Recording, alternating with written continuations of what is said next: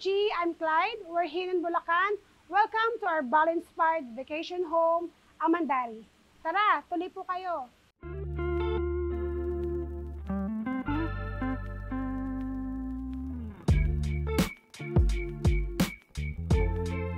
Way back 2018, meron kaming dalawang Airbnb, which is yung Kyle's Cottage at Chloe's Cottage. Actually, pangalan yun ng mga anak namin.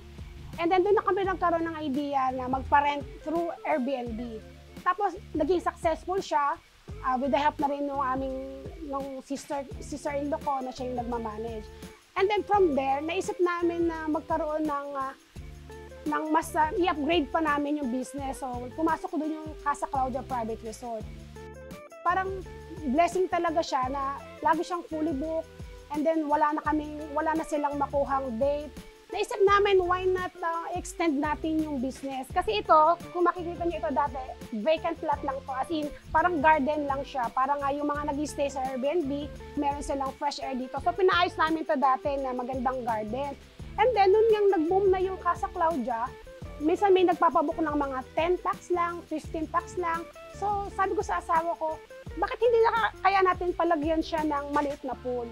Tapos, ayun, from there, yung asawa ko, nakaisip na siya ng mga magagandang ideas. Hanggang sa nag-come out kami dito sa idea na to na parang Bali-inspired din siya, pero hindi siya ganun kalaki. Pero at least, very relaxing pa din, calming pa din. Plus, inad nung asawa ko yung shower effect na yan. So, parang nasa ibang lugar ka talaga pag nandito kayo sa Amandari.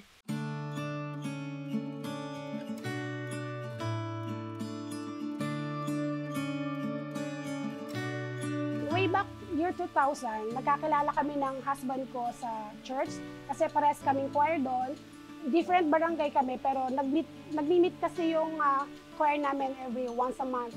So doon kami nagkakilala and then it started there and then it lasted like 5 years na magkakilala kami as boyfriend and girlfriend.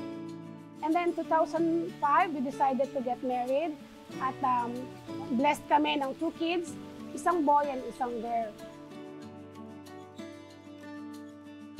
Fast forward to that, 2012, nung nagkaroon ng opportunity yung asawa ko na napunta siya sa Australia. Sobrang wala sa idea talaga namin na mangingibang bansa yung asawa ko kasi maganda naman na yung work niya dito as linesman sa Meralco. Pero habang lumalaki pala yung mga anak mo, mas maraming needs. So, hindi rin pala sapat yung trabaho lang niya dito. So, kailangan pa niyang mag-kumpuni ng mga computer.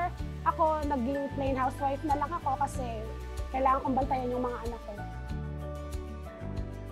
Hanggang sa, ayun na nga, lumalaki na yung mga bata. Tapos 2015, doon na kami nag-decide na doon na kami nagkaroon ng chance na magkaroon ng bahay.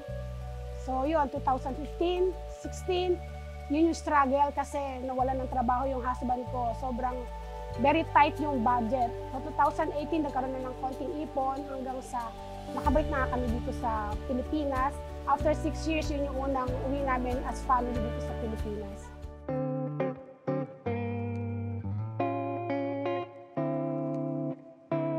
So ang Amandari Private Resort is located at Santa Rita, Giginto, Bulacan. Tapos itong area na to, bali 250 square meter to na sa kabutihang palad, minana to ng asawa ko sa father-in-law ko. So, yun palang blessing na kasi yung building na lang yung papatayo namin kasi meron na kaming land. Yung kabuuan ng Amandari is around 120 square meter.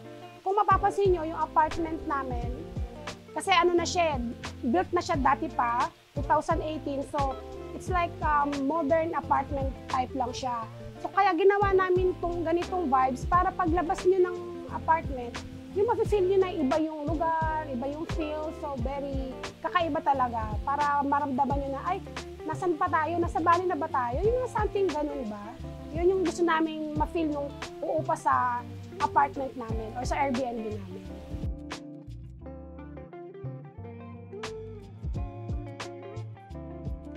Dito po sa Amandari, meron po tayong kumpletong amenities sa loob, yung mga appliances. Meron din po tayong toilet and bath sa loob and then isang shower sa labas. Outdoor and indoor kitchen. Meron po tayong outdoor and indoor videoke para sa mga mahihilig mag-videoke. And meron po tayong 2 sofa bed and 1 double deck. At syempre, ang ating pong magandang pool. At ang ating hammock na katulad po sa Casa Claudia. Outdoor experience talaga yung ma-enjoy nyo. As in, ma-enjoy nyo talaga. Pag pumunta ka dito, parang ibaba mo lang yung gamit mo sa room and then dito na talaga kayo sa labas magpo-focus kasi nandito talaga lahat yung magaganda. As in, dito talaga mafe-feel nyo na nasa ibang lugar kayo. Dito talaga mafe-feel nyo na ibang vibes talaga dito. From the city, tapos pupunta ka dito, parang kakaiba talaga yung mararamdaman mo. Especially pag narinig mo na yung mga halaman, yung mga puno. So parang very calming talaga. Especially yung ating pa-shower, yung pa-falls na effect niya. Parang, alam mo yung nare-relax ka talaga. Parang nasa spa. Especially pag gabi, mas masaya yung pakiramdam dito kasi kakaiba talaga yung pakiramdam. Talagang pag nakita mo na yung mga lights, sobrang mag-enjoy talaga kayo. And then, dito lang kayo ng mga friends mo, enjoy lang talaga siya.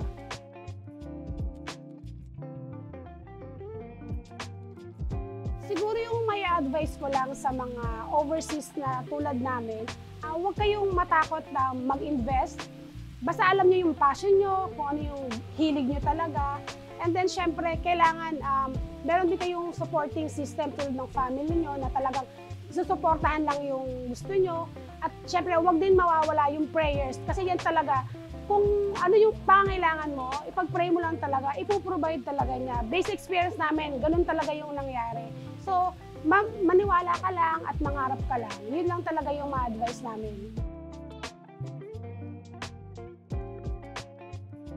So, ini-invite po namin kayo dito sa Amandari. You can check our Facebook page at Amandari Private Resort. Ang rate po namin is nagre-range to 7,500 to 12,500. And we can accommodate 15 packs for day tour and 6 packs for night tour.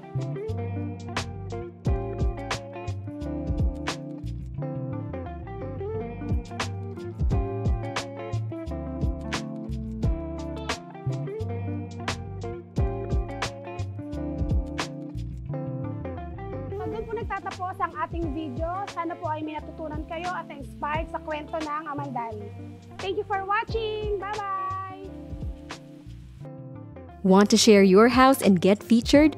Email us at stories.onlygood@gmail.com and tell us about your interesting home story.